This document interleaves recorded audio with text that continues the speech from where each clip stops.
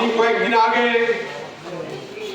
গঙ্গাবাড়ি ইউনিয়নের গঙ্গাবাড়ি উপজেলার শিলখুড়ি ইউনিয়নের কালদানি নদীর ওই পারে উত্তর ধরলাঙ্গায় গিয়েছিলেন।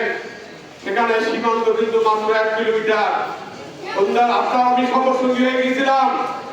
সন্ধ্যা নামার সাথে সাথে দেখলেন যে ভারতের অনেকগুলো টাওয়ারে আলো জ্বলছে। আপনি আমাকে বলছেন কিসের আলো? আমি বলেছিলাম এগুলো হচ্ছে ভারতের বিএসএফ এর সেই টাওয়ার গুলো। তাহলে বুঝতে পারছেন আপনি যেখানে গিয়েছেন সেখান থেকে ভারত সীমান্ত মাত্র 1 কিলোমিটার। আর নদী ভাঙতে ভাঙতে এখন আমরা সর্বসুন্দর দিকে সেই শিলখুড়ি পর্যন্ত ধরবে না। এবং আপনি জানেন ওই নদী আপনি যাওয়ার পর কিছুটা কাজ হচ্ছে, কিন্তু আপনি যেখানে যাবেন সেখানে কাজ হবে, আর যেখানে যাবেন না সেখানে কাজ হবে না। এইটা মানতে আমরা পারবো না।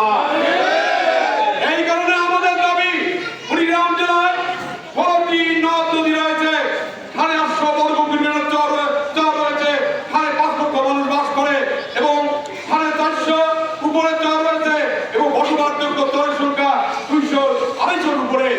এই চরবাসী আপনি নিজেরা দেখেছেন কত অসহায়, কত কষ্টে আছে। আপনারা জানেন এই সামনে বন্যা, এই বন্যার পর আমরা সবাই চিন্তা করি, যারা আমরা মেইনল্যান্ডে থাকি আমাদের ছেলে মেয়েকে নিয়ে চিন্তা করি, বাবা মাকে নিয়ে চিন্তা করি, কিন্তু চরের মানুষ কি চিন্তা করতেছে? তারা চিন্তা করতেছে এই বন্যায় আমার বাবা মা কই থাকবে, এই বন্যায় আমার শৈশবের বন্ধু হারিয়ে যাবে, এই বন্যায় আমার বৃদ্ধ পিতামাতা কই থাকবে। তাহলে বলেন তাহলে তারা কি চিন্তা করতেছে আর আমরা কি চিন্তা করতেছি?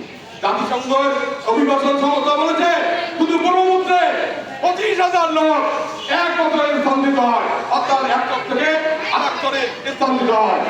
আর 5 বছরে প্রায় 10,000 লোক ওই চরে আর থাকতে পারে না। শুধু কুড়িগ্রাম নয়, বাংলাদেশের কোথায় যে তারা থাকে এটা আমাদের জানা নেই। আপনি যা জানেন আমাদের 10 বছরে প্রায় 1 লক্ষের উপরে লোক ফিলিপিন হয়েছে। তারা কোথায় আছে কেউ জানে না, কোনো দপ্তরে তাদের ঠিকানা নাই। এখন যারা ঠিকানা বদল করবে তাদের ঠিকানা কোথায় হবে আমরা জানি না। এই কারণে আমরা যেটা চাচ্ছি, আপনাকে আমরা বলতে চাই, নদী ভাঙনের কারণে নেদারল্যান্ডে যদি যদি মানুষের অটোপিটার জন্য ক্ষতিপূরণ দেওয়া হয়, নদী ভাঙনের জমি হিরোইনদের এবং জমিদার হারায় তাদের যদি ক্ষতিপূরণ দেওয়া হয়, কেন আমরা বাংলাদেশের কুড়িগ্রামের মানুষ পাবো না? এই কারণে আমাদের নদী ভাঙনে গৃহহীন, নদী ভাঙনে জমি হারিয়ে দেওয়া সেই সমস্ত ক্ষতিপূরণ দ্রুত আপনাকে দিতে হবে। আমরা চাই আজকে এই আপনি জানেন বাংলাদেশের 32টি জেলার মধ্যে 100টি উপজেলার মধ্যে চর রয়েছে প্রায় 1000-এর উপরে এবং মানুষ বাস করে প্রায় 1.5 কোটির উপরে।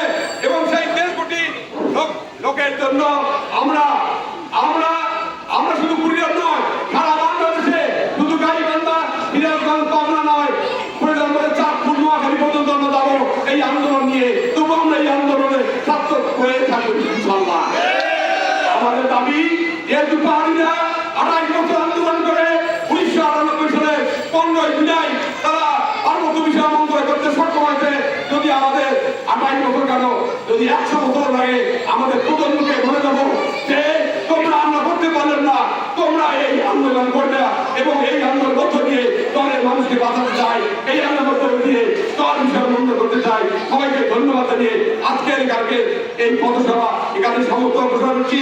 আমরা জেলা প্রশাসকের কাছে, মহাদের কাছে অত্যন্ত ভদ্র একজন মানুষ এবং দক্ষ মানুষ, একজন কুড়িগ্রামের একজন উন্নয়নমুখী মানুষ।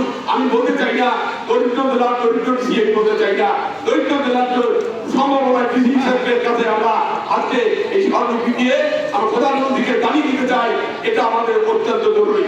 তা না হলে দুর্বার আন্দোলনের মধ্য দিয়ে হলেও আমাদের এটা করতেই হবে। তা আমরা ধন্যবাদ, ভালো থাকবেন।